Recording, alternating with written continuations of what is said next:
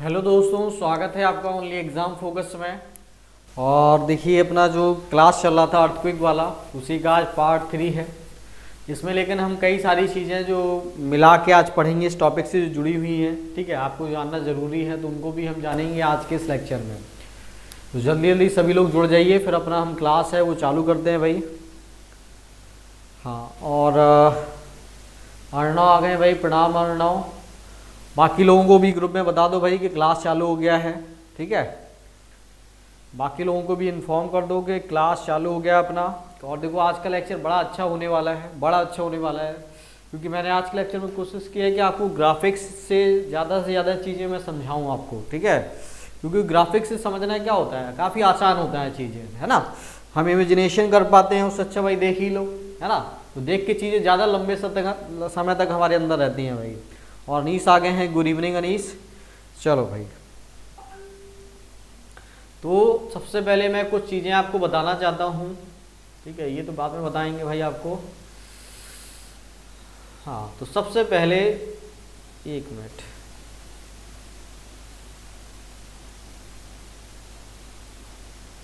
हाँ सबसे पहले देखिए पिछले लेक्चर में जो आपकी चीज़ें छूट गई हैं तो उनको नोट डाउन कर लीजिए। सबसे पहले आपको ये नोट डाउन करना है कि भारत में जो भूकंपीय क्षेत्र हैं वो कौन कौन से हैं, उनको नोट कर लीजिए, फिर मैं आगे का आपको बता दूंगा भाई। तो भूकंपीय क्षेत्रों के बारे में आपको नोट कर लेना है। फिर मैं एक चलिए उससे पहले इसको, इस फिगर को बना लीजिए, ये लास्ट में कर लीजिए, ये लास्ट में कर लीजिए, उससे पहले इस फिगर को बना लीजिए, फिर मैं आपको लास्ट में वो वाला बता देता हूँ, ठीक है। तो देखो ये तो हमें पता ही है कौन सा क्षेत्र क्या कहलाता है भाई। जैसे जो अंदर वाला क्षेत्र है पृथ्वी का, ये पृथ्वी का क्या है, ये फिगर बना हुआ है ना। पृथ्वी का ये फिगर बना हुआ है, तो बताया गया कि जो केंद्र वाला क्षेत्र है जिसको हम क्या बोलते थे, आंतरिक कोर बोलते थे। तो आंतरिक कोर कैसा है, मैंने पिछले लेक्चर में आपको बताया था, तो वो है सॉलिड फॉर्म में। तो यहाँ पे दिखाया गया सॉलिड इनर कोर, लिखा हुआ है वही चीज, है ना। चलो तो जल्दी जल्दी बना लो आप लोग, एक मिनट। तो देखो ऐसे ही बनाना है यार, कैसे बनाना है, ऐसे बना दो इसको। तो ये क्या हो गया आपका, ये आपका क्या हो गया, सॉलिड मतलब इनर आंतरिक कोर वाला एरिया हो गया, जो कि कैसे फॉर्म में है, ठोस है ये। मैंने पिछले लेक्चर में अच्छे से बताया था ये चीज़। फिर इसके बाहर जाएंगे आप, तो बाहर वाला क्या है, ये वाला एरिया क्या कहलाता है, ये कहलाता है बाह्य कोर, ठीक है। ये कैसा है, ये लिक्विड फॉर्म में है यहाँ पे चीज़ें, ओके। तो ये लिक्विड फॉर्म में हो गया। अब जैसे पिछले लेक्चर में शायद अभिषेक पूछा था भाई कि हम ये पहचानते कैसे हैं कि अंदर क्या है, सॉलिड है कि लिक्विड है, ये हम कैसे पहचानते हैं, जानते हैं। तो उसी को भाई जानेंगे आज के इस लेक्चर में, ठीक है। तो ये हो गया आपका बाह्य कोर वाला एरिया हो गया। फिर आपका क्या आ जाएगा, यहाँ पे आपका आ जाएगा बाह्य कोर के बाद मेंटल, फिर ऊपर क्या आ जाएगा आपका, आ जाएगा क्रस्ट, ठीक है। ये क्रस्ट आ जाएगा, ऊपरी परत। तो जल्दी से बना लो भाई इसको।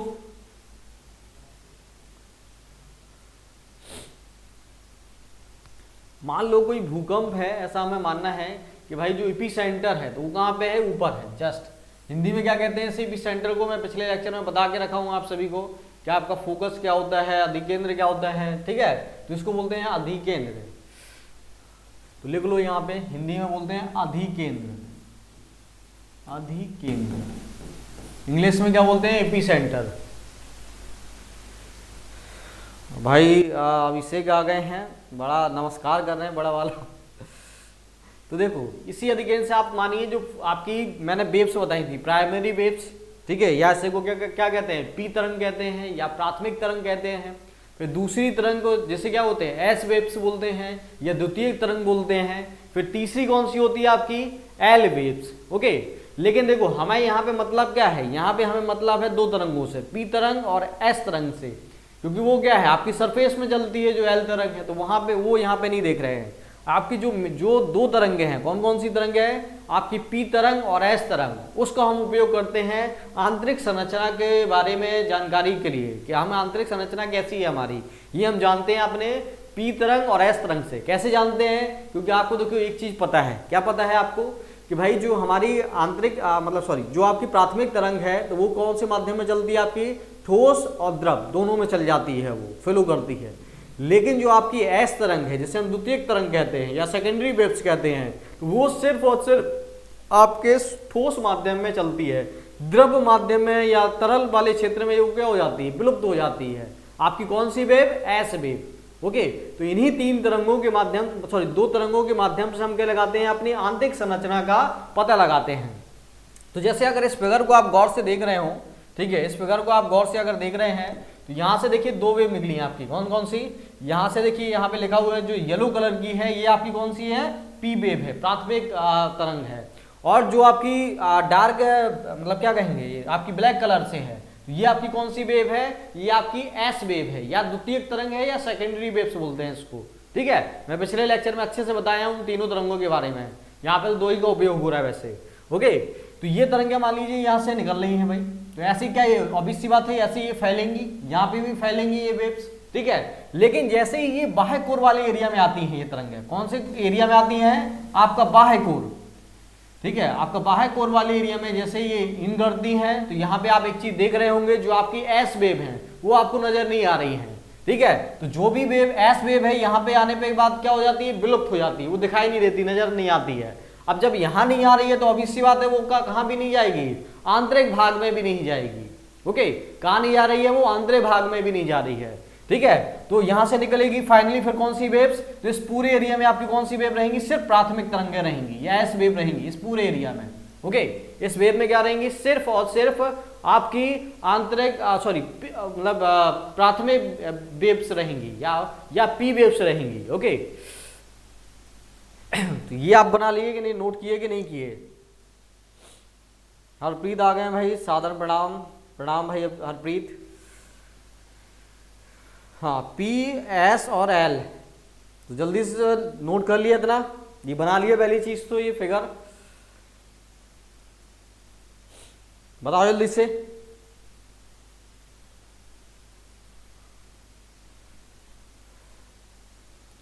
अरे भाई हाँ ना में तो जवाब दे दो।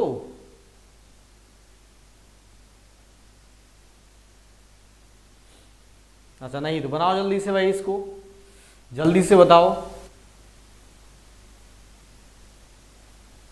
तो देखो यहाँ पे एक चीज आप देख रहे होंगे, देखो यहाँ पे एक चीज देख रहे होंगे, जो ये वाला क्षेत्र है, ये वाला क्षेत्र, यहाँ पे जो आपकी पी वेव्स हैं वो क्या है, दिखती नहीं है इस एरिया में। कौन सी वेव्स नहीं दिखती हैं, आपकी पी वेव्स नहीं दिखती हैं, जबकि तो भाई जो पी वेव्स हैं इनको दिखना चाहिए। ठीक है, और जो ये वाला क्षेत्र है, तो यहाँ पे भी आपकी क्या है, जो पी वेव्स हैं वो नहीं दिखाई देती हैं। ठीक है, तो इसको, इस क्षेत्र को क्या बोला जाता है, इस क्षेत्र को बोला जाता है छाया क्षेत्र बोल दिया जाता है। छाया क्षेत्र इसलिए क्योंकि यहाँ पे पी तरंगें प्रत्यक्ष रूप से दिखाई नहीं देती हैं। कौन सी तरंगें, पी तरंगें प्रत्यक्ष रूप से दिखाई नहीं देती हैं, तो इसको बोल दो छाया क्षेत्र। ठीक है, ये आपका हो गया छाया क्षेत्र, किसके लिए, पी वेव्स के लिए। तो प्रत्यक्ष रूप से, मैं फिर से बोल रहा हूं, प्रत्यक्ष रूप से पी वेव्स यहाँ पे दिखाई नहीं देती है इस एरिया में। हाँ भाई बिल्कुल सही है अभिषेक। और देखो जो मान लीजिए आपकी सेकेंडरी वेव्स है, तो ये तो पूरे क्षेत्र में नहीं दिखाई देती, यहां से लेके यहां तक आपकी कौन सी वेव्स नहीं दिखाई देगी, यहां से लेके यहां तक, क्योंकि बीच में क्या आ गया, लिक्विड आ गया। तो इसी से हम अंदाजा लगाते हैं कि बीच वाला एरिया क्या है, मतलब इस वाले एरिया में क्या है, यहाँ पे कुछ ना कुछ लिक्विड वाली चीज है। क्योंकि मान लीजिए अगर पृथ्वी में इस क्षेत्र में क्या है, भूकंप मान लीजिए जन्म लेता है, तो उससे दो तरंगे निकलेंगी, पी और एस। तो पी और पी आपको कहां तक दिखाई दे रही है, यहां तक नजर आ रही है, पी और एस। ओके, दोनों साथ साथ इस एरिया में, यहां से लेके यहां तक इस एरिया में आपको कौन सी वेव्स नजर नहीं आती हैं, तो इस एरिया में आपकी जो सेकेंडरी वेव्स है, एस वेव्स है, वो नजर नहीं आती है।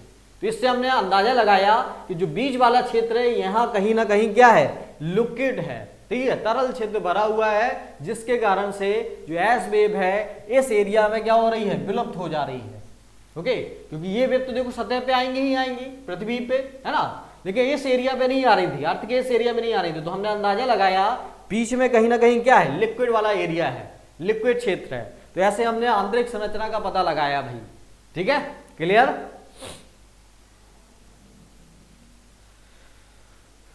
तो इस पूरे एरिया में आप देखेंगे यहां से लेके यहां तक आपकी कौन सी तरंग नहीं दिखेगी, एस तरंग नहीं नजर आएगी। ओके, और एक चीज याद रखना है, आपसे कई बार एग्जाम में पूछा गया है, कहेगा कि भाई जो आपकी पी वेव्स है तो कहां से कहां तक नहीं दिखाई देती है, तो लिख लो भाई तो आपको बताना है 140 डिग्री से 105 डिग्री के बीच जो आपकी पी तरंग है या प्राथमिक तरंग है वो क्या है आज नजर नहीं आती है। कितने से कितने डिग्री के बीच पृथ्वी में, तो आपको बताना है 140 से 105 डिग्री के बीच। ओके, कई बार ये क्वेश्चन पूछा गया आपके एग्जाम में, तो नोट करके इसको नोट डाउन कर लो भाई।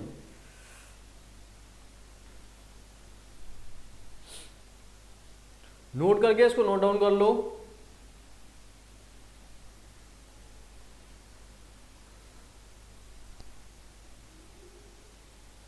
तो नोट हो गया ये भाई, जल्दी से बताओ।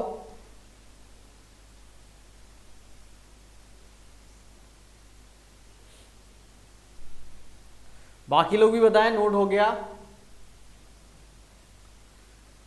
बाकी लोग भी बताएं जल्दी से, फिर नहीं तो मैं आगे बढ़ूं।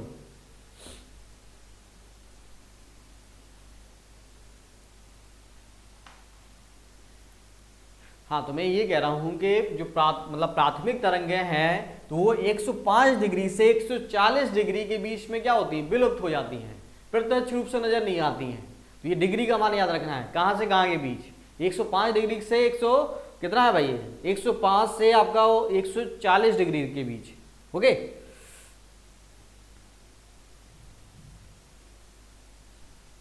चलो भाई, तो आगे बढ़ा जाए। अब देखो इसमें थोड़ा सा डेटा में थोड़ा सा ये है, यहाँ पे जैसे 105 से 140 लिखा हुआ है, कई जगह 105 से आपको क्या नजर आएगा, 145 नजर आएगा, ठीक है, 145 डिग्री नजर आएगा। तो वो थोड़ा बहुत होता रहता है, क्योंकि देखो अंदर कोई गया तो है नहीं, ठीक है, अंदाजा लगा रहे हैं, है ना, अंदाजा लगा रहे हैं, तो थोड़ा सा 4-5 डिग्री यहाँ वहाँ होता है ना। तो यहाँ कई जगह आपको 145 दिखेगा, कई जगह 140 दिखेगा, ठीक है। तो आप समझ अंदाजा लगा लीजिए कि लगभग कितने डिग्री का अंतर है, यहाँ से यहाँ के 40 डिग्री का क्या होता है, गैप होता है, जहाँ पे पी वेव्स नजर नहीं आती। बात खत्म। चलो भाई, तो आगे बढ़े। तो ये इंपॉर्टेंट है, इसके द्वारा हमने क्या है, पी प्राथमिक तरंग। तो देखो अब हम भूकंप को क्या मानते हैं, हम भूकंप को मानते हैं कि ये क्या है, नेचुरल डिजास्टर है, प्राकृतिक आपदा है।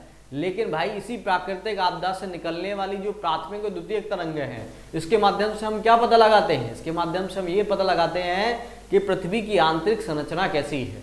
ओके, इन्हीं भूकंपीय तरंगों के माध्यम से। अगर भूकंपीय तरंगें को पता हमें नहीं होता तो हम ये कभी अंदाजा नहीं लगा पाते कि पृथ्वी की आंतरिक संरचना कैसी है।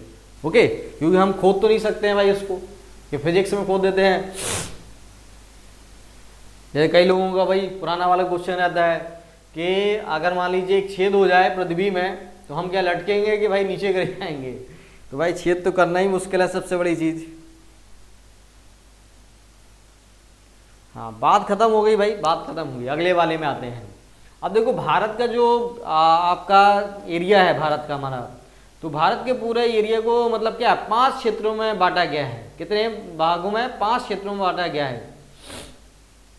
किन 2 संस्थानों ने, तो देखो आपको पता है भूकंप के भारत में कई क्षेत्र हैं। तो भारत में कहीं कहीं पे बहुत ज़्यादा अर्थक्वेक आते हैं, कहीं पे बहुत कम आते हैं। तो उसके आधार पे भारत में 2 संस्थाएं हैं, इनके नाम याद रखना है। भारतीय मानक संस्थान, ठीक है, इंडियन स्टैंडर्ड इंस्टीट्यूट, हिंदी में लिख देता हूँ, भारतीय मानक संस्थान, ठीक है, एक संस्थान ये हो गई, ठीक है। और दूसरी है आपकी मौसम विज्ञान विभाग, और मौसम विज्ञान विभाग, ठीक है। तो इन दोनों संस्थानों ने भारत को 5 भूकंपीय क्षेत्रों में बांटा है, ठीक है। कितने भागों में, 5 भूकंपीय क्षेत्रों में बांटा है। क्योंकि देखो भारत में भी क्या आते हैं, आपके अर्थक्वेक आते रहते हैं। तो 5 भागों में बांटा गया है इन 2 संस्थाओं के द्वारा, ठीक है। कौन कौन से 5 एरिया है, तो जो आपको ज्यादा रेड दिख रहा है, ठीक है, तो यहाँ पे सबसे ज्यादा क्या आते हैं, आपके अर्थक्वेक आते हैं। सबसे ज्यादा आपको अर्थक्वेक मिलेंगे इस एरिया में, जो डार्क रेड है। और जो ज्यादा लाइट है, जैसे ये व्हाइट वाला एरिया है, तो यहाँ पे आपको सबसे कम अर्थक्वेक मिलेंगे। क्या मिलेंगे, सबसे कम अर्थक्वेक मिलेंगे, ठीक है।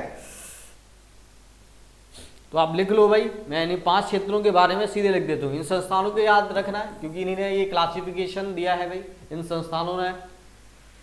हाँ, तो मैं लिखवा दूं यहीं पे, यहीं पे लिखवा दे रहा हूं मैं। तो इनको मिटा दूं मैं कि लिखा रहने दें। तो यहाँ पे थोड़ा सा डार्क कर देता हूँ, विज्ञान, ठीक है, विज्ञान संस्था, तो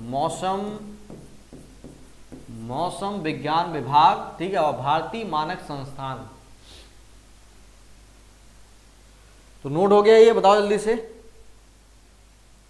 फिर मैं भूकंपीय जो क्षेत्र हैं उन 5 क्षेत्रों के बारे में लिख दूं। चलो, तो पहला क्षेत्र, तो क्षेत्रफल यहाँ पे डाल दो भाई क्षेत्र, ये दूसरा क्षेत्र हो गया, ठीक है। तो जो पहला क्षेत्र है, तो यहाँ पे जो मतलब भूकंप आते हैं बहुत कमजोर भी भूकंप आते हैं। मतलब ये सोचो कि रेक्टर अगर स्केल से देखें तो 1-2 के आसपास, 2-3 के आसपास तीव्रता रहती है इनकी। जैसे आप देखे होंगे कि जब लॉकडाउन रहा तो लॉकडाउन के समय क्या कुछ अर्थक्वेक दिल्ली में आए हुए थे उस समय, उस दौरान, तो वो क्या थे, बहुत हल्की तीव्रता के थे। तो वैसे कुछ मान लो यहाँ पे क्षेत्रफल में आते हैं, ठीक है, बहुत कम मात्रा के, ठीक है। तो ये क्या कहते हैं, इनकी जो तीव्रता होती है वो क्या होती है, बहुत कमजोर होते हैं यहाँ पे जो अर्थक्वेक आते हैं। तो इनकी तीव्रता बहुत क्या होगी, बहुत कम होगी, बहुत कम, बहुत कम। तो जो सबसे आपको लाइट वाले कलर दिख रहे हैं, ये वैसे क्षेत्र हैं जहाँ पे बहुत माइन्यूट मात्रा में क्या भूकंप आपको दिखेंगे, ना के बराबर, ओके, ना के बराबर भूकंप दिखेंगे। फिर जो क्षेत्र 2 है, तो यहाँ पे अगर देखा जाए, मतलब तीव्रता देखिए जाए तो यहाँ पे कैसी होती है, प्रबल होती है, ठीक है। यहाँ पे जो तीव्रता होती है, मतलब वो कैसी होती है, आपकी प्रबल होती है। मतलब यहाँ पे थोड़ा बहुत महसूस होते हैं जो भूकंप हम जब आते हैं यहाँ पे, ओके। तो ये वो क्षेत्र है। तो येलो के बाद मतलब जो व्हाइट कलर है, इससे थोड़ा डार्कनेस में चले जाओ, तो यहाँ पे भूकंप के क्षेत्र क्या है, मतलब भूकंप मतलब क्या, थोड़ा हमें महसूस होता है। तो ये क्षेत्र 2 हो गया। फिर ऊपर लिख देते हैं भाई आज तीसरा क्षेत्र। तो ये कैसा होता है, यहाँ पे तीव्रता कैसी होती है आपकी, तो तीव्रता यहाँ पे क्या होती है, अत्यधिक प्रबल होती है। क्या होती है, अत्यधिक प्रबल, ठीक है। तो यहाँ पे थोड़ी से इससे ज्यादा तीव्रता के क्या आते हैं, भूकंप क्षेत्र आते हैं, ओके। तो ये हो गया भाई। फिर आप देखेंगे कि अगर फोर्थ की बात करें, फोर्थ क्षेत्र की बात करें, तो फोर्थ क्षेत्र में क्या होंगे, विनाशकारी भूकंप आते हैं, ठीक है।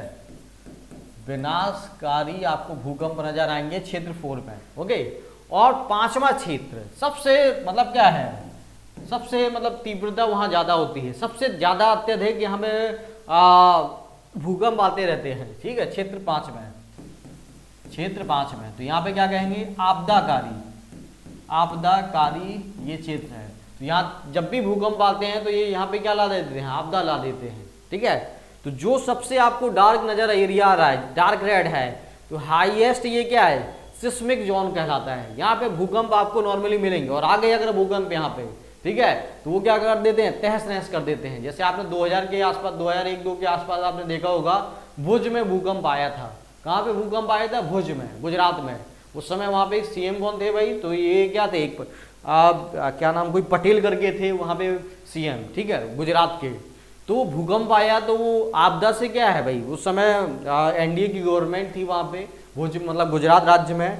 तो उसी समय जो आपके भाई वर्तमान प्रधानमंत्री हैं नरेंद्र मोदी जी, उनको क्या बनाया गया था, गुजरात का सीएम बनाया गया था उसी समय, ओके। उसी समय जब भुज में क्या आया था आपका मतलब अर्थक्वेक आया था, इतना विनाशकारी था कि बड़ी बड़ी बिल्डिंगें क्या है, तहस नहस कर दी थी। एक आपने अगर नोवेल पढ़ा हो, ठीक है, चेतन भगत का है, 3 मिस्टेक्स ऑफ माई लाइफ। कौन सा नोवेल है, 3 मिस्टेक्स ऑफ माई लाइफ, ठीक है। तो उसमें जो 3 दोस्त रहते हैं, तो उसमें उस भूकंप के बारे में वो क्या जिक्र होता है भाई, कि कैसे उन्होंने क्या एक सपने से एक दुकान खरीदते हैं वो, और अर्थक्वेक में वो पूरी दुकान क्या हो जाती है, खत्म हो जाती है, ढह जाती है पूरी दुकान, अच्छे अच्छे मकान खत्म हो जाते हैं। उस पर एक मूवी भी बनी है, काई पोची, सुना होगा शायद आपने, ठीक है। उसी नोवेल में बनाया है 3 मिस्टेक्स ऑफ माई लाइफ पे।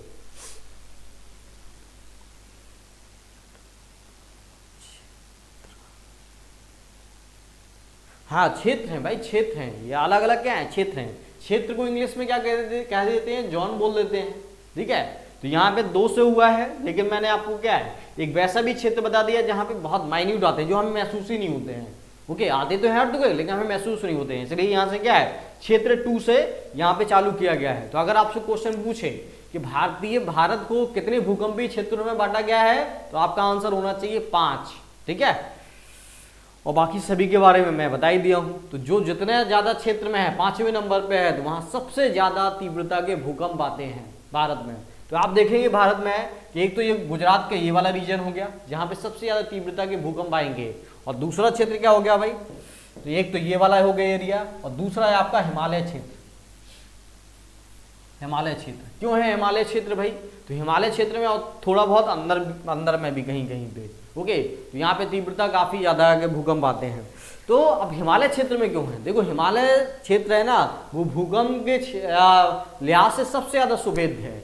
क्यों, क्योंकि आपको पता है दो प्लेटें हुआ करती थी, एक इंडियन प्लेट है और आपका एक यूरेशियन प्लेट है। तो दोनों प्लेटों के टकराने से क्या होता है, हमारे हिमालय का जन्म होता है। और आपको पता होना चाहिए आज भी दो प्लेटें हैं वो क्या कर रही हैं, एक दूसरे के नीचे जा रही हैं, जिससे कि क्या है जब भी वो टक्कर लगती है ना तो हिमालय क्षेत्र में क्या आ जाता है भाई, अर्थक्वेक आ जाता है। तो ये अर्थक्वेक के लिहाज से सबसे ज्यादा क्या है, सुभेद्य, मतलब सुभेद्य नहीं बोलेंगे, सबसे ज्यादा क्या प्रवण क्षेत्र है, सबसे ज्यादा यहाँ पे आपको भूकंप नजर आएंगे। ओके, अगर कोई आपसे मान लीजिए पूछे कि भारत में क्या आपको ज्वालामुखी मिलेंगे हिमालय क्षेत्र में, तो आपको जवाब देना है नहीं। क्यों, क्योंकि आपको मैं बता भी चुका हूँ शायद पिछले कोई ना कोई लेक्चर में कि भारत में जो दो प्लेटें हैं कौन कौन सी आपकी, मतलब इंडियन प्लेट है और यूरेशियन प्लेट है, ठीक है। तो ये क्या है कि एक दूसरे के नीचे तो जा रही है लेकिन इतनी गहराई में नहीं जा रही है, जिससे कि क्या है मैग्मा का जन्म हो पा रहा है। और मैग्मा नहीं बनेगा तो भाई क्या है, भाई मैग्मा नहीं बनेगा तो वो ऊपर नहीं आएगा, जब बन ही नहीं रहा है तो ऊपर कहाँ से आ जाएगा, और ऊपर नहीं आएगा तो ज्वालामुखी नहीं बनेगा। ओके, थर्ड नजर नहीं आ रहा है भाई, थर्ड देखो यहाँ पे है ना, क्षेत्र है दिया गया अत्यधिक प्रबल, ठीक है, अत्यधिक प्रबल है यहाँ पे। ओके, बता दिया मैंने, तो नोट हो गया, जल्दी से बताओ, नोट हो गया, जल्दी से बताओ भाई, हाँ या ना।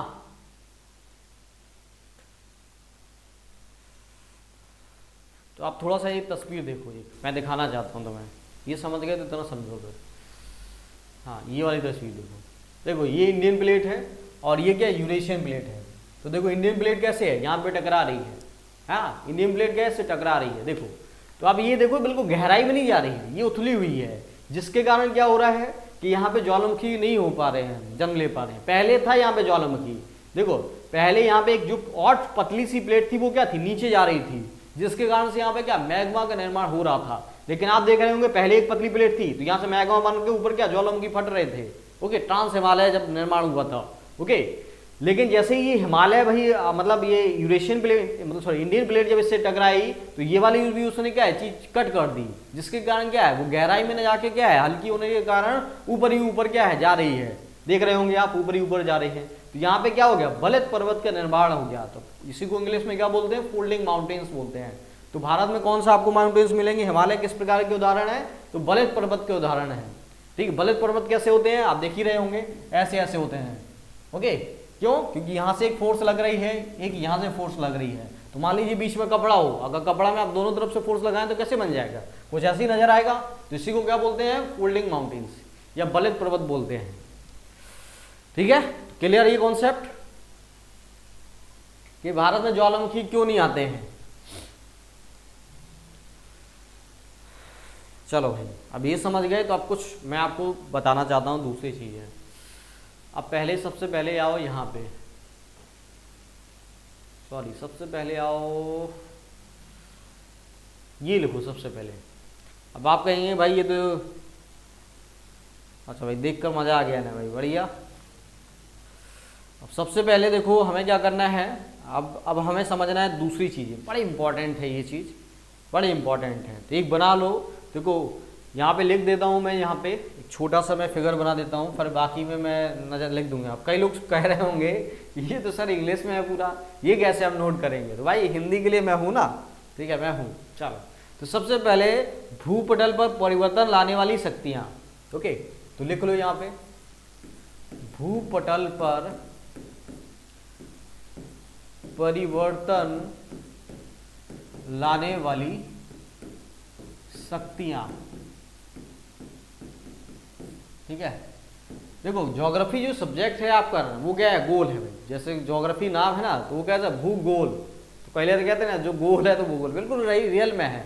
आप देखेंगे एक पोर्शन एक जो आपका पोर्शन है वो दूसरे चीज से क्या हुआ है, लिंकेज होता है। ठीक है। तो कहीं से भी चालू कर दीजिए, आपको पूरा करना पड़ेगा। तो एक साइकिल है ये ज्योग्राफी में, इसलिए कई लोग इसको भूगोल उसको उस लिहाज से भी कहते हैं, ठीक है।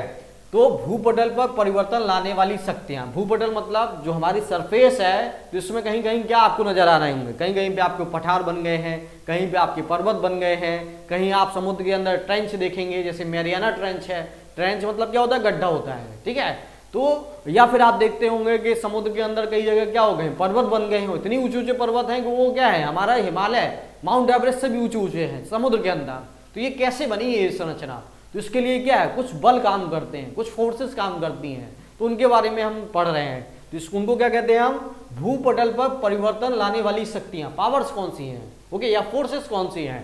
तो यहाँ पे दो फोर्सेस हैं, ठीक है, तो लिख लो इनको। तो इन दोनों फोर्सेस को लिख लो, एक है अंतर्जात बल, ठीक है, आपका क्या हो जाएगा, एक अंतर्जात बल, ठीक है, अंतर्जात बल नजर आ रहा होगा मेरे ख्याल से। और दूसरा आपका है कौन सा, बहिर्जात, बहिर्जात बल, ठीक है, बहिर्जात बल, ओके। तो जो अंतर्जात बल है इसको क्या बोलते हैं, इंडोजेनिक फोर्सेस बोलते हैं। क्या बोलते हैं इसको, इंडोजेनिक फोर्सेस, ठीक है। तो इंडोजेनिक क्या हो गया, आपका फोर्स हो गया ये। अब जो इंडोजेनिक फोर्स हैं, तो ये क्या करते हैं कि एक प्रोसेस करते हैं, इसलिए यहाँ पे क्या है, आपको प्रोसेस आप यहाँ पे नजर आया है, ठीक है, मतलब लिखा हुआ है। और जो आपका जो बहिर्जात है, तो बहिर्जात को क्या बोल देंगे, एक्सोजेनेटिक फोर्स बोल देते हैं इसको, एक्सोजेनेटिक, ठीक है। अब जो मतलब अंतर्जात बल के द्वारा चीजें बनती हैं, ठीक है। तो मान लीजिए जैसे आपका क्या है, अंतर्जात के बल के कारण आप जैसे भूकंप हैं आपके, क्योंकि इनकी उत्पत्ति कहाँ हो रही है, जमीन के अंदर हो रही है, ठीक है। तो जमीन के अंदर कोई ना कोई फोर्स यहाँ पे काम कर रहा होगा, जिसके कारण आपके भूकंप आ रहे हैं, कहीं पे आपके क्या आ रहे हैं, ज्वालामुखी फट रहे हैं, कहीं पे आप देखेंगे कि जो लैंडस्लाइड है वो हो जाती हैं। तो ये सारी किन के कारण हो रही है, आपके अंतर्जात बल के कारण हो रही है, ठीक है। तो याद रखना है, हो सकता है आपसे क्वेश्चन पूछे कि जो आपके लैंडस्लाइड आते हैं पहाड़ों में, तो किसके कारण आते हैं, तो ये होते हैं अंतर्जात बल के कारण, आपको बताना है वहां पे। तो ये लिखना है, अभी ये लिखना है, मैं लिखवा रहा हूं सारा, अभी मैं लिखवा रहा हूं, तो ये लिखना है सबसे पहले ये लिखना है। तो ये क्या हो गया आपका अंतर्जात। तो सबसे पहले हम क्या है, इंडोजेनिक मतलब जेनेटिक, जो इंडोजेनेटिक आपके प्रोसेस है उसके बारे में जानेंगे, और ये किससे होता है, आपका अंतर्जात बल के कारण होता है, ठीक है। जो आपका इंडोजेनेटिक फोर्स है उसके कारण ये प्रोसेस होता है।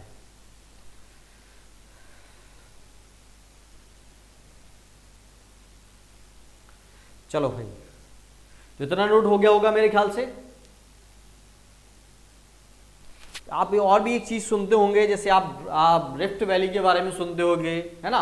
तो रिफ्ट वैली कैसे निर्माण होता है, तो इसी अंतर्जात बल के कारण होते हैं रिफ्ट वैली का निर्माण, ठीक है। आप देखे होंगे फोल्डिंग माउंटेन्स का निर्माण कैसे होता है, तो इसी अंतर्जात बल के कारण होता है आपके फोल्डिंग माउंटेन्स का निर्माण, जैसे हिमालय का हुआ है, तो वो किसके कारण हुआ है, इसी अंतर्जात बल के कारण हुआ है, ठीक है।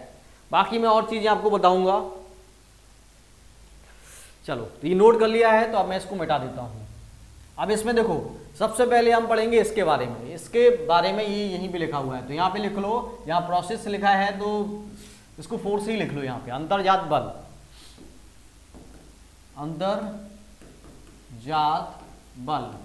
ठीक है, अंतर्जात बल। तो अंतर्जात बल के थ्रू हम चीजों को कितने भागों में बांट सकते हैं, ठीक है। अब देखो यहाँ पे प्रोसेस है, तो थोड़ा सा टर्मिनोलॉजी में थोड़ा सा अंतर आ जाता है, ठीक है। तो जो इंग्लिश वाले हैं भाई वो यहाँ पे लिख लें, मैं उनके लिए जो हिंदी वाले हैं उनको दूसरा एक यहाँ पे स्लाइड ऐड कर लेता हूँ, इसमें लिखवा देते हैं भाई, जो मैं लिखवाना चाहता हूँ आपको, ठीक है। इंग्लिश वाले वो यूज कर लें, नहीं तो टर्मिनोलॉजी में हौच पौच हो जाएगा। तो यहाँ पे क्या है, अंतर्जात बल, ठीक है। दो प्रकार के होते हैं, मैं बता चुका हूँ, एक बहिर्जात, एक अंतर्जात, जो क्या करते हैं, भूपटल पे रचना निर्माण करते हैं। तो दो प्रकार के फोर्सेस होते हैं। अब अंतर्जात बल भी क्या है, दो प्रकार का होता है अंतर्जात बल, आपका पता होना चाहिए आपको। एक होता है आकस्मिक, ठीक है, मैं एक एक चीज की मीनिंग है वो आपको समझाता जाऊंगा। आकस्मिक बल, ठीक है, पहले चीज। दूसरा क्या होता है आपका, दीर्घकालिक संचलन होता है। क्या होता है आपका, दीर्घकालिक संचलन, तो दीर्घकालिक संचलन, या इसी को क्या बोलते हैं, पटल विरूपण बोलते हैं। क्या बोलते हैं आपको, पटल विरूपण बल बोलते हैं इसको, पटल विरूपण बल बोलते हैं हिंदी में। ठीक है, ये हो गया आपका पटल विरूपण बल। ओके, फिर अब आकस्मिक बल है। ठीक है, तो ये क्या होता है, आकस्मिक बल मतलब ऐसे फोर्सेस जो कि क्या तुरंत जनरेट होते हो। ठीक है, तुरंत जनरेट हो, उनको क्या बोल देंगे, आपके आकस्मिक बल बोल देंगे। और जैसे दूसरा वाला है दीर्घकालिक संचलन, यहाँ पे संचलन है। ठीक है, क्या है यहाँ पे, संचलन है, ये ला है संचलन। तो ये कैसे होते हैं, वैसे प्रोसेस जो क्या हो धीरे धीरे हो जाते हैं। जैसे मान लीजिए महाद्वीपों का विस्थापन होता है, तो क्या एकदम से हो जाता है महाद्वीपों का विस्थापन, नहीं भाई, हजारों साल लग जाते हैं एक जगह से दूसरी जगह तक आने में। जैसे मान लीजिए इंडियन की प्लेट है, जैसे मैंने पिछली स्लाइड में आपको दिखाया, जो भारतीय प्लेट है तो क्या वो एकदम से आ गई अफ्रीका से टूट के यहाँ पे, नहीं भाई, बहुत सारा समय लग गया। तो वो किस फोर्सेस के कारण हुआ, अंतर्जात बल के कारण हुआ, लेकिन किसके कारण, पटल विरूपण के कारण हुआ। ठीक है, और धीरे धीरे उसमें मूवमेंट हुआ। जैसे अभी भी मान लीजिए वो दोनों प्लेटें क्या आपस में टकरा रही हैं, तो क्या तुरंत टकरा जा रही है, एक दिन में भाई हिमालय की ऊंचाई बढ़ती जा रही है, नहीं भाई, वो धीरे धीरे वो प्रोसेस हो रहा है।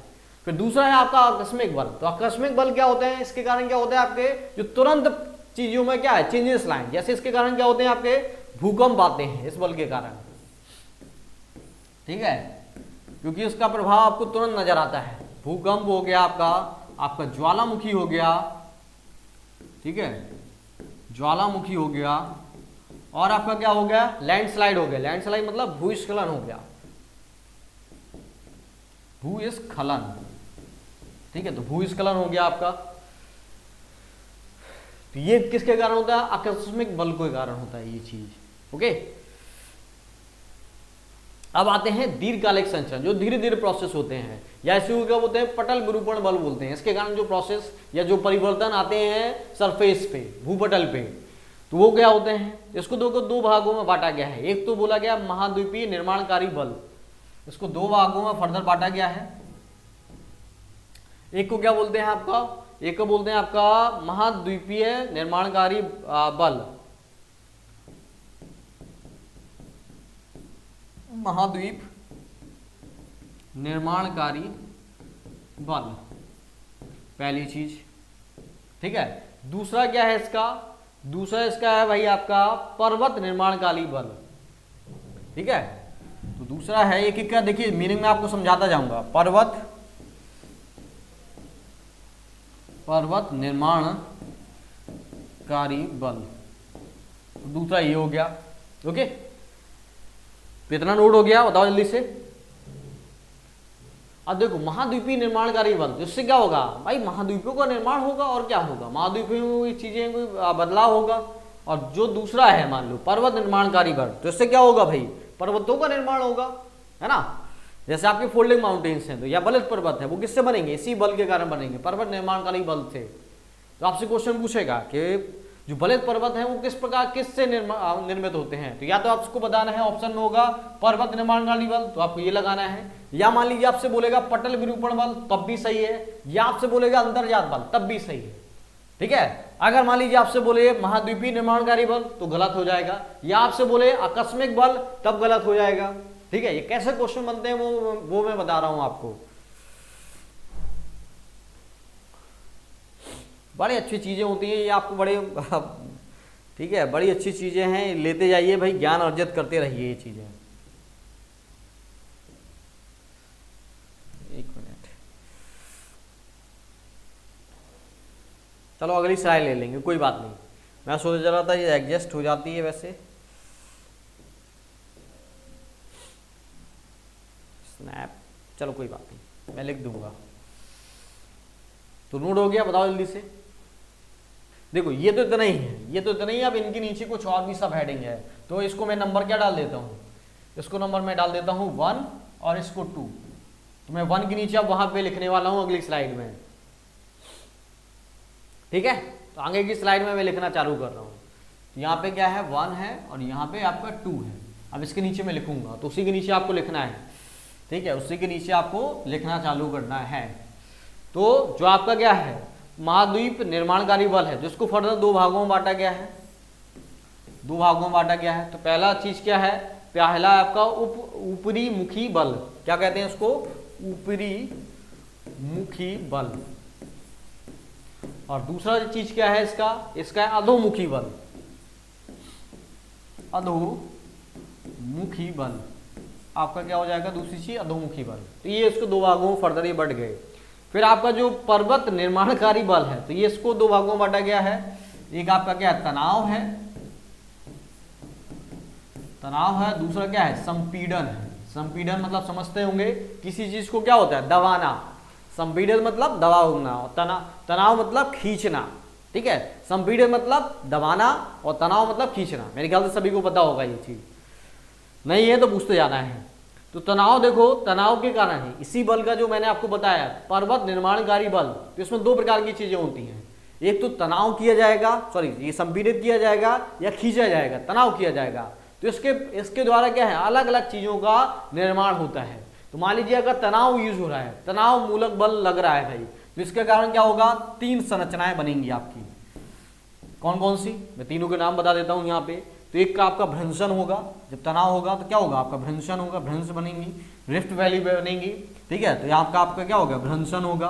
तो आपने सुना होगा कि जो भारत में दो नदियां हैं, वैसे और भी नदियां हैं जो भ्रंश घाटी में बहती हैं, जैसे आपका महानदी वगैरह भी, ठीक है, दामोदर भी। लेकिन जो फेमस है वो कौन कौन सी है, वो आपकी है नर्मदा नदी और तापी नदी। ये कैसी वैली में बहती है, भ्रंश घाटी में बहती है। ओके, तो अगर आपसे पूछे भारत की जो नर्मदा तापी नदी किस प्रकार की घाटी में बहती हैं, तो भ्रंश घाटी में बहती हैं दोनों नदियां। कई बार एग्जाम में क्वेश्चन आया है ये, ठीक है। तो वो कहां से, इसी तनाव मूलक बल से बनी है आपकी भ्रंश घाटियां। और वहां पे कौन सी नदी बहने लगी है, आपकी नर्मदा तापी नदी बहने लगी है, ठीक है।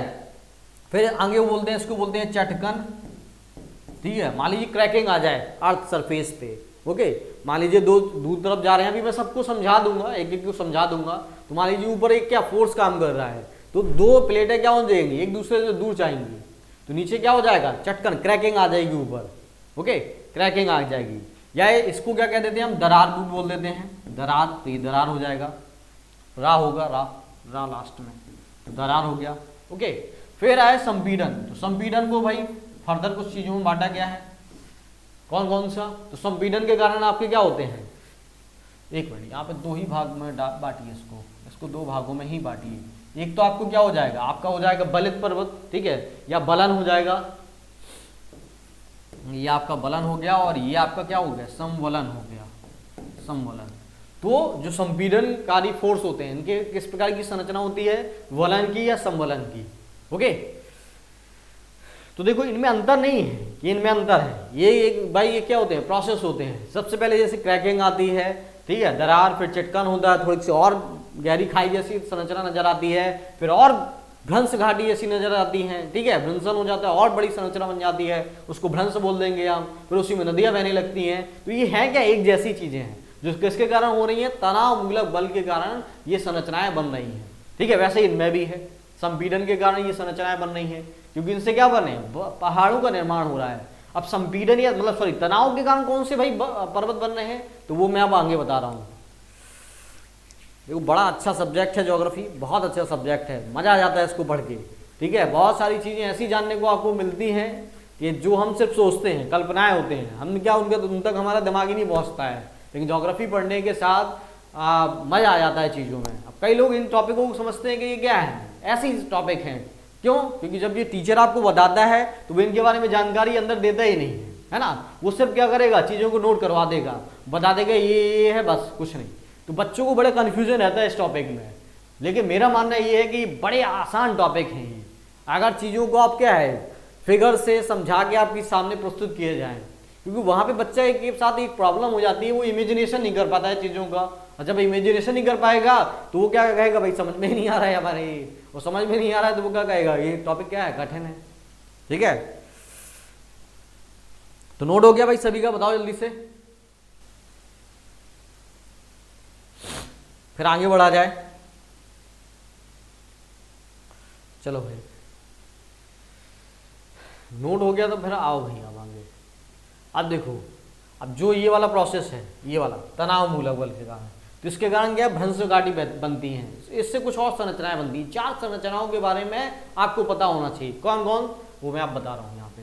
तो यहाँ पे आपने सुना होगा, क्योंकि देखो हमने क्या पढ़ा था, भ्रंश तनाव के कारण, किसके कारण, पर्वत निर्माणकारी बल का वो क्या था, एक पार्ट था, ठीक है। तो उससे क्या हो रहे थे, पर्वत के निर्माण हो रहे थे या कुछ संरचनाओं का निर्माण हो रहा था, ठीक है। तो उसमें क्या भ्रंशन भी एक पार्ट था उसका, तो भ्रंशन के कारण कई चीजें बनती हैं। ओके, अब एक एक करके सभी को समझते हैं और डेफिनेशन आपको लिखते जाना है जो लिखना चाहते हैं। जो भाई ऐसे ही काम चल रहा है तो भाई ऐसे ही काम चला लो। इसलिए मैं ऐसा फिगर आपके सामने लेके आया हूं कि जिनमें क्या हो, आपको बार बार मशक्कत ना करनी पड़े, ठीक है, मशक्कत ना करनी पड़े, एक बार आप समझें और आपका क्या हो जाए, हर चीज कवर हो जाए एक बार में। तो ऊपर दिया गया है आपका ब्लैक माउंटेन, क्या दिया गया है आपका, ब्लैक माउंटेन। इसको क्या बोलते हैं हिंदी में, भ्रंशोत्थ पर्वत बोलते हैं, लिख देता हूं मैं यहाँ पे। तो ब्लैक माउंटेन है ये, यहाँ पे लिख देते हैं, ठीक है। तो इसको हिंदी में क्या बोलते हैं, इसको बोलते हैं भ्रंशोत्थ, ठीक है, भ्रंशोत्थ, भ्रंशोत्थ पर्वत, यह आपका क्या हो गया, भ्रंशोत्थ पर्वत हो गया। और इंग्लिश में क्या बोलते हैं इसी को, ब्लैक माउंटेन बोलते हैं। तो इसका निर्माण कैसे होता है, लिख लो भाई, इसका निर्माण कैसे होता है ब्लैक माउंटेन्स का।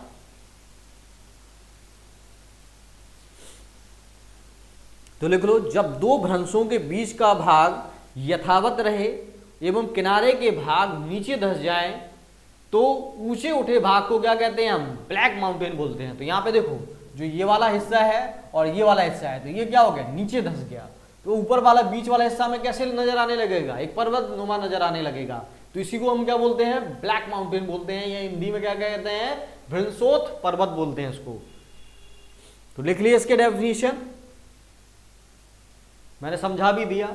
जब आपसे क्या हो, जब दो भ्रंशों के बीच का भाग यथावत रहे, मतलब ये क्या है, वैसे ही है, पहले पूरी क्या थी, जमीन थी, पूरी जमीन थी। तो यहाँ पे क्या हुआ कि जो ये बगल वाले हिस्से ये क्या हो गए, नीचे की ओर धंस गए। अब धंस गए तो बीच वाला हिस्सा में कैसे नजर आने लगेगा, माउंटेन की तरह नजर आने लगेगा, ठीक है। तो इसी को क्या बोलते हैं हम, ब्लैक माउंटेन बोलते हैं।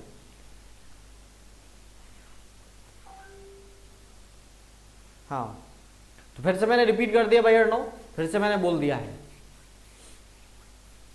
तो नोट हो गया। फिर से मैं बोल देता हूं, चलो। जब दो भ्रंश, अब फिगर बने नहीं तो मैं यहां पे लिख भी देता, दोनों चीजें, लेकिन कैसे पॉसिबल। जब दो भ्रंशों के बीच का भाग यथावत रहे, जो मैं बोल रहा हूं यहां पे देखते भी जाओ, जब दो भ्रंशों के बीच वाला भाग यथावत रहे, मतलब ऐसे ही रहे, ठीक है, यथावत रहे एवं किनारे के भाग नीचे धंस जाए, किनारे के भाग क्या हो, नीचे धंस जाए, ठीक है, तो ऊंचे उठे भाग को क्या कहते हैं हम, ब्लैक माउंटेन बोलते हैं या भ्रंशोत्थ पर्वत कहते हैं। बस खत्म।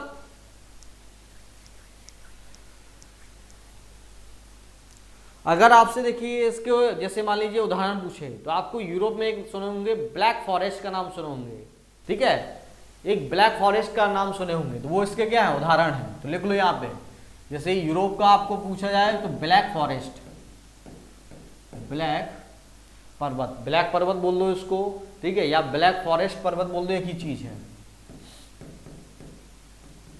ठीक है। तो ब्लैक फॉरेस्ट ये कहां पे आपका, यूरोप में है, कई देशों में है, ओके। तो ब्लैक फॉरेस्ट किसका उदाहरण है आपका, ब्लैक माउंटेन का, ओके।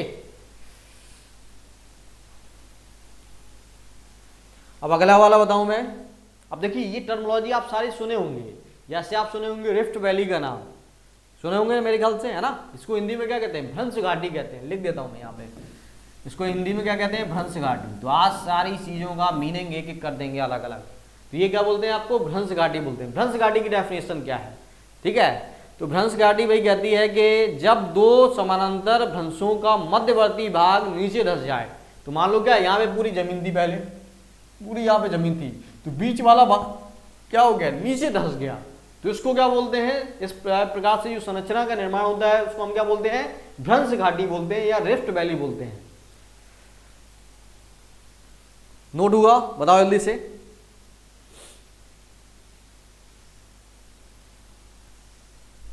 जब दो समानांतर भ्रंशों का, ठीक है, जब दो समानांतर भ्रंशों का मध्यवर्ती भाग क्या हो, नीचे धंस जाए, तो इस प्रकार से जो संरचना का निर्माण होता है उसको हम क्या कह देते हैं, भ्रंश घाटी बोल देते हैं, या इंग्लिश में रिफ्ट वैली बोल देते हैं।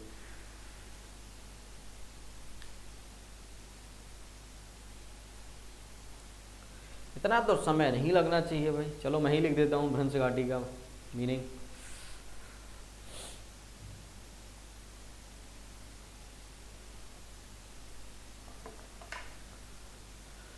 एक मिनट, पेज ऐड करने का नहीं आ रहा है क्या भाई?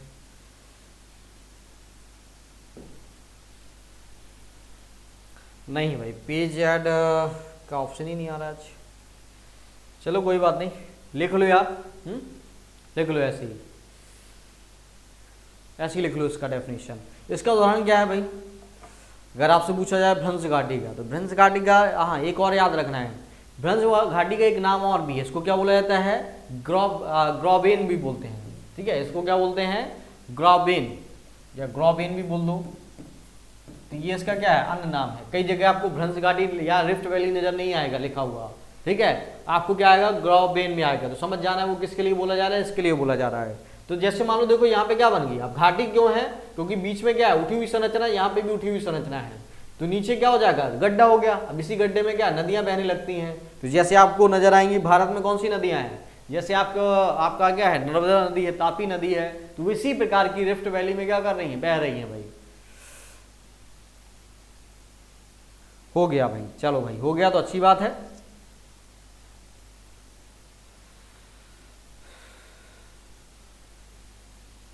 ऐसी बहुत सारी हैं, जैसे आप सुनते होंगे, जैसे आपका न्यास है, विक्टोरिया लेक है। तो किस प्रकार की वैली में उनका जन्म हुआ है? तो रिफ्ट वैली में वो झीलें बनी हैं। तो या कई बार अगर मान लीजिए वो बीच में गड्ढा हो गया और वो मतलब लंबा नहीं है, तो क्या होगा वहाँ पे या तो नदियाँ बहने लगेंगी। अगर छोटे से हिस्से में हो रहा है तो वहाँ पे क्या बन जाएगी? आपकी लेक बन जाएगी।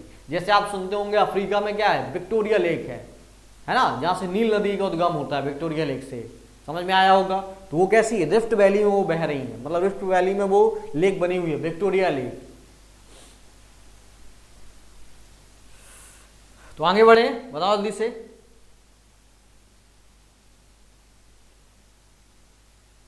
अगर आपसे पूछा जाए कि विश्व की सबसे बड़ी रिफ्ट वैली कौन सी है, अगर आपसे क्वेश्चन आ जाए एग्जाम में, पूछा जाए कि विश्व की सबसे बड़ी रिफ्ट वैली कहां पे है, तो वो है आपकी राइन नदी में, राइन घाटी। कहां पे? यूरोप में, ठीक है। यूरोप में राइन घाटी है ना, तो वो भी कैसे, जो राइन नदी है वो भी किस में बह रही है? रिफ्ट वैली में बह रही है, ओके। और विश्व की सबसे बड़ी रिफ्ट वैलियों में से वो क्या है? एक है, सबसे बड़ी रिफ्ट वैली है वर्ल्ड की, राइन घाटी। तो ये भी याद रखना, फैक्ट इंपॉर्टेंट है। अब ये समझ गए, तो अब आते हैं नीचे, ठीक है। नीचे आते हैं आपका अगले फिगर पे। तो इसको क्या बोलते हैं आपका? इसको बोलते हैं हॉर्स्ट पर्वत, ठीक है। क्या बोलते हैं? हॉर्स्ट पर्वत। तो ये किसका उदाहरण है आपका? ठीक है, आपका क्या हो जाएगा? ये हॉर्स्ट पर्वत, इसको हॉर्स्ट पर्वत बोलते हैं आपका। तो ये हॉर्स्ट पर्वत है। अब इसकी डेफिनेशन क्या होगी? जब दो भ्रंशों के किनारे के भाग यथावत रहें, ठीक है। क्या हो? जब दो भ्रंश के किनारों के भाग क्या रहें? यथावत रहें, ठीक है। और एवं बीच का भाग क्या हो? ऊपर उठ जाए। तो जो ये वाला हिस्सा है ये क्या हो जा रहा है? ऊपर उठ जा रहा है, ठीक है। ये वैसे के वैसे हैं, ये भाग वैसे के वैसे हैं, लेकिन जब क्या हो? बीच वाला हिस्सा ऊपर उठ जाए तो इसको हम क्या कहते हैं? इसको हम बोलते हैं हॉर्स्ट पर्वत। क्या बोलते हैं इसको? हम हॉर्स्ट पर्वत बोलते हैं। तो लिख लो, इसको डेफिनेशन में लिखना है, लिख लो। जब दो भ्रंशों के किनारों के भाग यथावत रहें, जब दो भ्रंशों के किनारों के भाग क्या रहें? यथावत रहें, एवं बीच वाला भाग ऊपर की ओर उड़ जाए, तो इसको हम क्या कहते हैं? संरचना का जो निर्माण होता है, बीच वाली संरचना का निर्माण होता है, इसको हम क्या कहते हैं? हॉर्स्ट पर्वत कहते हैं, ठीक है। तो आपको याद रखना है, जर्मनी का जो हॉर्ज पर्वत है, इसका सबसे अच्छा क्या उदाहरण है, ठीक है। कौन सा पर्वत? जर्मनी का हॉर्ज पर्वत, ठीक है। हॉर्ज पर्वत कहां पे है? ये जर्मनी में है, ठीक है, ठीक है। तो ये किसका उदाहरण है? ये आपका हॉर्स्ट पर्वत का उदाहरण है, जर्मनी का। नोट हो गया यहां तक? अब लास्ट बचा है आपका रैंप वैली। रैंप वैली क्या होती है, या रैंप घाटी क्या होती है? तो लास्ट में बचा है आपका रैंप घाटी या रैंप वैली। घाटी को क्या कहते हैं? वैली कहते हैं भाई। तो ये हो गया, जल्दी से बताओ, फिर आगे होगा मैं लिखवाऊं।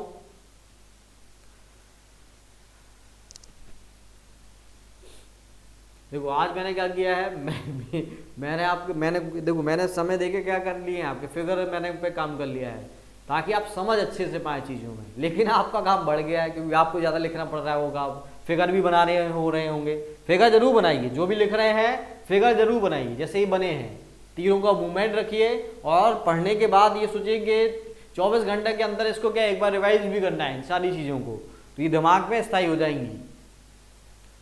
और थोड़ा सा स्पीड बना के रखिए क्योंकि स्पीड बड़ा इंपॉर्टेंट है, ठीक है, क्योंकि आपको पता होगा कि आपका 9 मिनट में क्या करना है, 250 वर्ड का एक आंसर लिखना होता है एवरेजन, अगर मैं बात करूं तो उसमें आपको सूचना भी है और लिखना भी है 250 वर्ड, तो थोड़ा सा स्पीड बनाना होगा। अच्छा, फिगर बहुत बेस्ट है भाई। चलिए भाई फिगर बनाने हैं भाई, फिगर तो इंपॉर्टेंट है, नहीं तो तुम डेफिनेशन क्या होगा जब दोबारा पढ़ोगे तो समझ में नहीं आएंगी चीजें, तो फिगर बनाते रहो साथ साथ, ठीक है, साथ साथ फिगर बनाते रहो। अभी आपको क्या है, ये नहीं करना है कि यहाँ पे रंग बिरंगे बना रहे हैं, कुछ नहीं, एक संरचना बनाओ, इसमें ये बताओ कि ये वाला हिस्सा क्या है, नीचे धस रहा है, ठीक है, और बीच वाला यथावत रह रहा है, तो ऐसे बना दो भाई चीजें को।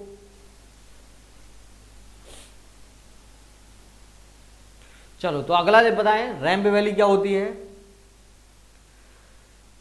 तो इस प्रकार की वैली का निर्माण तब होता है, इस प्रकार की वैली का निर्माण तब होता है, रैंप घाटी में लिखवा रहा हूं मैं, इस प्रकार की घाटी का निर्माण तब होता है जब दो भ्रंश रेखाओं के बीच का भाग यथास्थिति में रहे लेकिन संपीडनात्मक बल के कारण किनारे के दोनों भाग ऊपर उठ जाएं, ठीक है। तो क्या हो रहे हैं, आपके किनारे के दोनों भाग क्या हो जाएं, ऊपर उठ जाएं, तो ये वाला हिस्सा और ये वाला हिस्सा क्या हो गया, ऊपर उठ गए। ऐसा इनमें नहीं हो रहा है, बाकी में नहीं हो रहा है कि ऊपर वाले हिस्से मतलब किनारे वाले हिस्से क्या हो जाए, आपके ऊपर उठ जाए, ठीक है। तो फिर से मैं बोलता देता हूं, इस प्रकार की घाटी का निर्माण तब होता है, ठीक है, इस प्रकार की घाटी का निर्माण तब होता है जब दो भ्रंश रेखाओं के बीच का भाग यथावत रहे, ये वैसे का वैसा रहे, ठीक है, यथावत रहे, लेकिन संपीडनात्मक बल के कारण, ठीक है, जो संपीडित बल लग रहे हैं, इन्हीं संपीडनात्मक बल के कारण किनारों के दोनों भाग क्या हो, किनारे के दोनों भाग ऊपर उठ जाएं, तो इस प्रकार से क्या होता है, रैंप घाटी का निर्माण होता है। तो आपको बताना है भारत की जो ब्रह्मपुत्र घाटी है, असम में जो ब्रह्मपुत्र घाटी बनी है तो वो ऐसे ही बनी है, ठीक है। तो बता दो भाई भारत, इसका उदाहरण क्या है आपका, उदाहरण आपका अगर पूछा जाए एग्जाम्पल, क्योंकि उदाहरण भी पता होना चाहिए आपको। उदाहरण तो आप सुने होंगे भाई ब्रह्मपुत्रा घाटी के बारे में, ठीक है, कहाँ पे है ये, असम में है, ठीक है, असम में है ब्रह्मपुत्र घाटी। इसी ब्रह्मपुत्र घाटी का निर्माण कैसा है, किस प्रकार की वो वैली है जहाँ पे ब्रह्मपुत्र नदी बहती है, तो रैंप घाटी में बहती है। तो आपसे क्वेश्चन पूछा जा सकता है, तो याद रखो।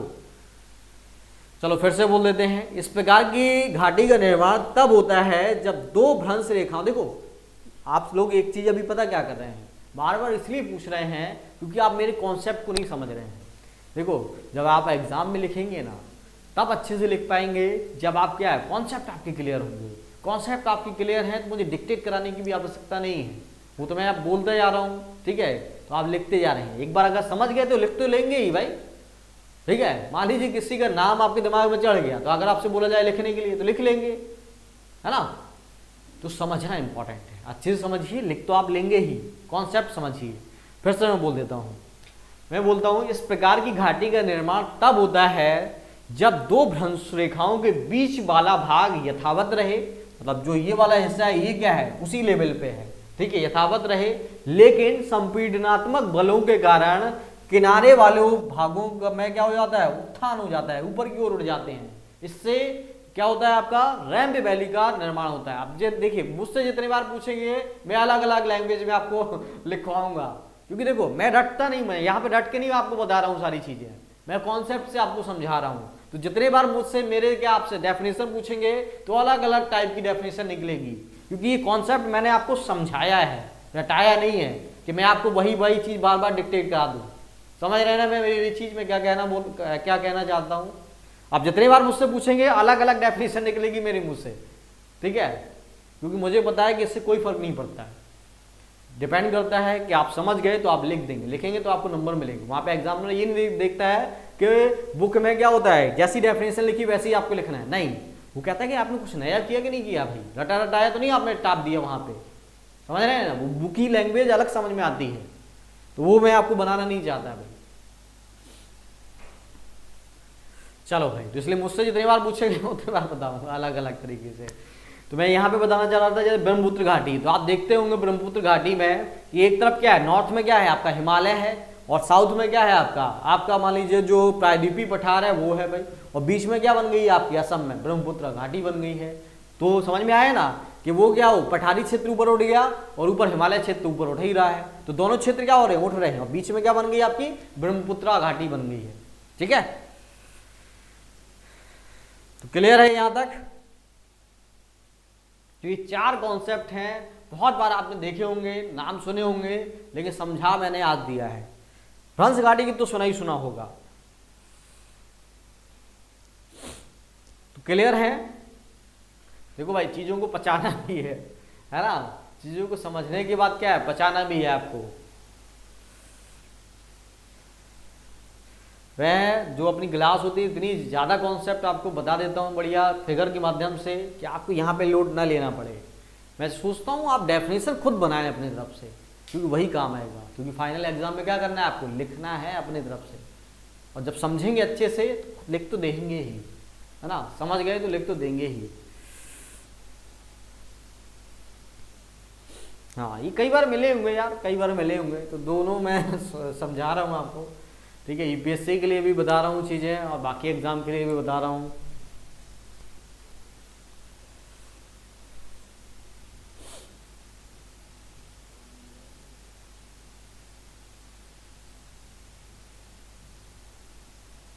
तो ये हो गया भाई, जल्दी से बताओ, बाकी लोग भी लिख लो भाई, लिख लो, काम के हैं बहुत सारी चीज़ें, ये बड़े काम की हैं, बड़े काम की हैं। तो किसका रह गया भाई, कई लोग तो शांत हो गए कई लोग तो शांत हो गए हैं, अंतर आत्मा विलीन हो गए हैं। हाँ, हो गया भाई। चलो तो आगे बढ़ा जाए, चलो आगे बढ़ते हैं। चलो भाई, बाकी लोग तो बता ही नहीं रहे हैं, तो मैं मान ले रहा हूँ कि हो गया है उनका भी। चलो, अब कुछ चीज़ें मैं आपको समझाना चाहता हूँ यहाँ पे। कल मैं वैसे विस्तार पे इस पर चर्चा करूँगा, एक ब्रीफ नॉलेज आपको दे रहा हूँ यहाँ पे, क्योंकि मैं कुछ चीज़ें आपको समझाना चाह रहा हूँ। देखो ये क्या कहलाता है आपका, सबसे पहले जब पृथ्वी की उत्पत्ति हुई, ठीक है, तो आपको पता होगा पृथ्वी पहले एक समय क्या होता था आपका, आग का गोला होता था। क्या होता था, आग का गोला। पूरे पृथ्वी पे क्या आपको पता होगा, आपने सुना होगा, बिग बैंग थ्योरी सुनी होगी। बिग बैंग थ्योरी से क्या होता है, सबसे ज़्यादा प्रमाणित थ्योरी वही है, बिग बैंग थ्योरी। तो उससे माना जाता है कि पहले क्या है, सारी चीज़ें एक केंद्र में थी, एक केंद्र में, फिर उसमें क्या होता है, आकस्मिक एक विस्फोट होता है। तो विस्फोट के कारण होता है क्या है, जो भी पिंड थे वो एक दूसरे से क्या होने लगे, दूर जाने लगे। उसी कालक्रम में क्या है, हमारी पृथ्वी का जन्म होता है। और पृथ्वी का जन्म होता है तो आपको पता होना चाहिए लाखों सालों तक ये पृथ्वी एक क्या रहता है, आग का गोला रहता है। फिर धीरे धीरे इसमें क्या होते हैं भाई, जैसे ये ठंडी होती है, ठंडे होने के बाद यहाँ पे क्या होता है, एटमॉस्फेयर का जन्म होता है, पानी का निर्माण होता है। ओके, और पानी के निर्माण होने से क्या बाद आपको क्या है, स्थल खंड कुछ ऐसा नजर आता है। ठीक है, तो जो ये पूरा एक आपको पता होना चाहिए, पूरी पृथ्वी में एक स्थल खंड था। जैसे आज के समय नहीं कि भाई उत्तरी अमेरिका अलग है, दक्षिणी अमेरिका अलग नजर आ रहा है आपको, एशिया अलग आ रहा है, यूरोप अलग आ रहा है, मतलब ऑस्ट्रेलिया अलग आ रहा है, ठीक है, अफ्रीका अलग आ रहा है, ठीक है, आर्कटिक अलग है, अंटार्कटिका अलग है, नहीं, ऐसा कुछ नहीं था। पहले पूरा स्थलखंड एक था, एक भाग में जुड़ा हुआ था। तो इसको क्या बोलते थे आपका, इसको बोलते थे पेंजिया। लिख लो भाई, इसको क्या बोलते थे, पेंजिया बोलते थे। तो नोट करते जाना है इन चीजों को। शुरुआत में क्या था भाई, पेंजिया था। तो पेंजिया को याद रखने लेना है, मैं लिख देता हूँ हिंदी में भी, आपको कोई दिक्कत नहीं होना चाहिए किसी भी प्रकार का। इंग्लिश में लिखा है ऊपर, तो ये क्या है, पेंजिया। तो पेंजिया आपसे अगर पूछे क्या है, तो ये क्या था, स्थल खंड का भाग था, इसको पेंजिया। अब इसके चारों तरफ आपको क्या है, पानी नजर आ रहा होगा, है ना, इसके चारों तरफ क्या है, पानी नजर आ रहा होगा। तो इस पानी को क्या बोला गया, पैंथालासा बोला गया। इसको क्या बोला गया, पैंथालासा। पैंथालासा नाम सुना होगा आप लोगों ने मेरे ख्याल से जरूर। तो इसको क्या बोला गया, पैंथालासा बोला गया। और ये किसके मैं लफ्ज बोल रहा हूँ यहाँ पे, ये मैं बोल रहा हूँ एल्फ्रेड वैगनर। एक वैगनर का नाम सुना होगा, तो उन्हीं का ये थ्योरी के अनुसार उन्होंने ये सारी चीजें बोली थी। इसको पेंजिया क्या बोला, इस स्थल खंड को पेंजिया बोला वैगनर ने, और जो पानी भरा था उसको क्या बोला, पैंथालासा बोला।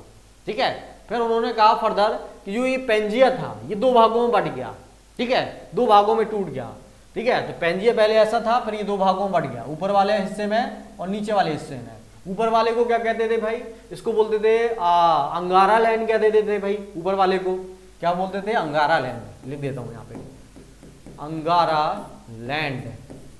और जो नीचे वाला हिस्सा था इसको क्या बोलते थे, इसको बोलते थे गोंडवाना लैंड, गोंडवाना, ठीक है, लैंड, गोंडवाना लैंड। ओके, तो जो पेंजिया था वो दो भागों में टूट गया, अंगारा लैंड और गोंडवाना लैंड में, ठीक है। तो याद रखना है ये चीजें, किन भागों में टूटा, अंगारा लैंड और गोंडवाना लैंड में। तो इतना समझ गए।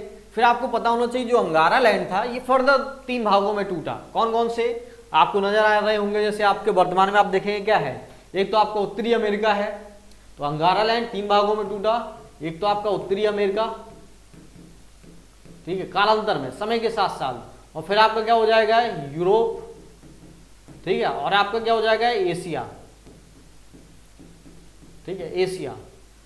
और आपका क्या हो जाएगा, आर्कटिक वाला भी, आपके आर्कटिक में खैर पानी है, ठीक है। तो ये तीन हिस्सा आप मानिए, ठीक है। तो उत्तरी अमेरिका, यूरोप और एशिया, तो ये किससे बने हैं, ये अंगारा लैंड से बने हैं, ठीक है।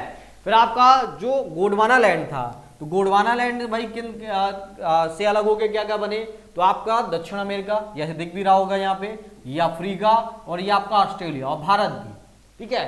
तो भारत किसका हिस्सा था, तो आपको पता होना चाहिए ये गोंडवाना लैंड का था। आप कहेंगे भारत तो भाई ऊपर है, ऊपर की तरफ भारत नजर आता है, तो एशिया में है क्योंकि, तो कई लोगों को कंफ्यूजन हो जाएगा, तो मैं उसका भी थोड़ी देर बाद निवारण कर देता हूँ कंफ्यूजन का। तो आपको पता होना चाहिए गोंडवाना लैंड से टूट के क्या है, तीन क्षेत्र बने। एक तो आपका दक्षिण अमेरिका, ठीक है, फिर दूसरा नंबर पे क्या है बना आपका अफ्रीका, ठीक है, और फिर तीसरा क्या बना, ऑस्ट्रेलिया। और इसी में क्या था आपका भारत भी था, इसी से टूट के क्या बना आपका भारत भी, इंडिया भी। तो आपसे कई बार एग्जाम में पूछा गया है कि भारत किस किस भाग का हिस्सा था, तो गोंडवाना लैंड का हिस्सा था भारत, ठीक है।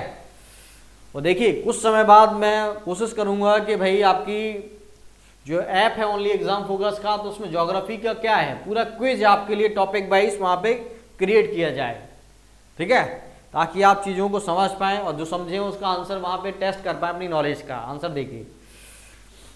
तो ये समझ गए यहाँ पे, बताओ जल्दी से।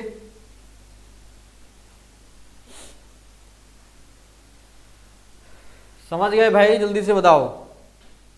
तो नोट हो गया, आगे बढ़े। आज का लास्ट चीज मैं आपको समझाना चाहता हूं, क्योंकि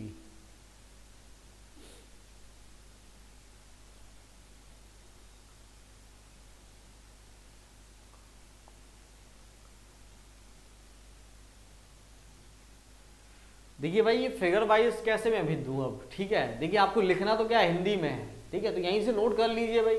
देखिए मैं एक मेरी बात समझिए, जीवन में वो काम कभी नहीं करना चाहिए जिसमें हमें ज़्यादा मजा आने लगे, है ना।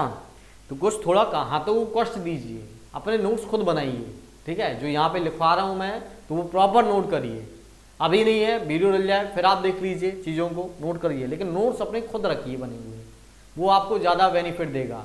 क्योंकि देखो मार्केट में आप देखें, ऑनलाइन आप देखें, सब कुछ डाला हुआ है, लेकिन फायदा किससे होगा, फायदा उससे होगा जो यहाँ पे होगा, है ना, वही एग्जाम तक पहुँचने वाला है भाई।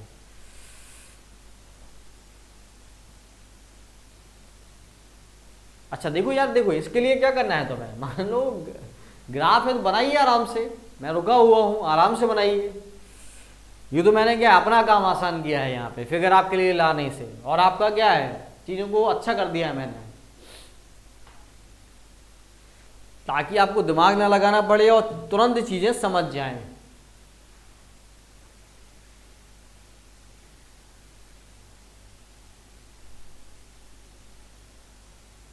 हाँ कोई बात नहीं, देखिए ये आपको वीडियो मिलेगा, जब डल जाएगा तो आराम से बनाइए इस पे, बहुत पूछा जाता है इस पोर्शन को। अच्छा लिख लिए तो अच्छी बात है भाई। देखो अब आते हैं आगे। तो देखो पहले कुछ ऐसा था पेंजिया, फिर ये क्या है फर्दर भागों में टूटा, अंगारा लैंड, ये नीचे क्या है गोंडवाना लैंड। पहले इसको टोटल क्या बोलते थे, पेंजिया बोलते थे, ठीक है, पेंजिया बोलते थे। आपने सुना होगा टेथिस सागर का नाम, ठीक है, तो अभी बताते हैं टेथिस सागर कहाँ था। तो देखो कुछ ऐसे भागे क्या भाई टूटे हैं ये, तो देख रहे हो यहाँ पे ये नीचे जो दिख रहा है ना फिगर, तो ये किसका है, ये क्या है आपका गोंडवाना लैंड है। तो भारतीय प्लेट ये रही, कौन सी प्लेट, भारतीय प्लेट ये रही। देखो ये ऊपर की ओर बढ़ रही है, तो ये किसका हिस्सा थी, भारतीय प्लेट। ये आपका हिस्सा थी किसका, तो ये आपका गोंडवाना लैंड का हिस्सा थी भारतीय प्लेट। ओके, नीचे वाले पार्ट था। और जो आपको यहाँ पे नजर आ रहा है, जो ये सागर है, इसको क्या बोलते थे आपको, टेथिस सागर बोलते थे। तो याद रखना है, ये बीच में कौन सा सागर है, टेथिस सागर। इसी टेथिस सागर को क्या पार करते हुए भाई क्या है, हम इंडो जो यूरेशियन प्लेट है उससे क्या है, भारतीय प्लेट टकरा गई और क्या हो गया, हिमालय का निर्माण हो गया। तो बीच में पूछता है कई बार कौन सा यहाँ पे सागर था, तो यहाँ पे याद रखो, ठीक है। यहाँ पे कौन सा सागर आपका है, तो ये आपका है टेथिस सागर। याद रखो ये कौन सा है, टेथिस सागर है। तो इंडियन प्लेट और यूरेशियन प्लेट के बीच में जो सागर था पहले, तो ये था टेथिस सागर। इसका नाम याद रखना है, कई बार एग्जाम में पूछा गया है।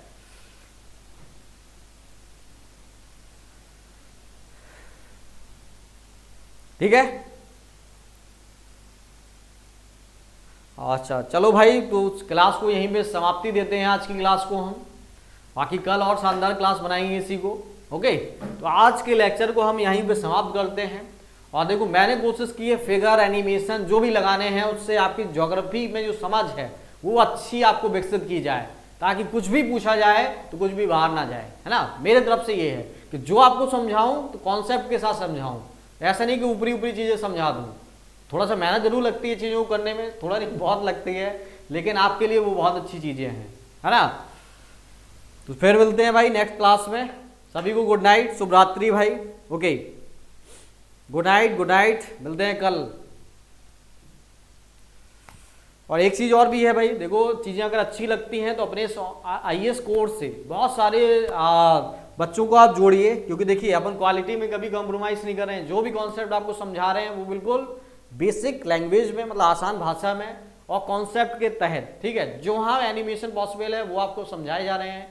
तो भाई अभी देख रहे हैं या बाद में कुछ लोग इस वीडियो को देखें, तो आपको क्या करना है, लोगों को बताना है, क्योंकि अपने ऐप पे IAS का क्या है कोर्स चल रहा है। आपकी पॉलिटी उसमें खत्म हो चुकी है, इकोनॉमी भी खत्म होने के कगार पे है, ज्योग्राफी लगभग आधा आपका, मतलब आधा हिस्सा क्या हो चुका है, पूरा हो चुका है। तो लगभग 100 से प्लस वीडियो लेक्चर आपके ऐप पे डल चुके हैं। लगातार इनकी क्लासेस होती है, ठीक है, लगभग डेली क्लास होती है इनकी। ओके, तो आप भी जुड़ सकते हैं, अपने जो भाई मित्रगण हैं उनको भी जानकारी दीजिए इस कोर्स के बारे में। ओके, चलो फिर मिलते हैं नेक्स्ट क्लास में।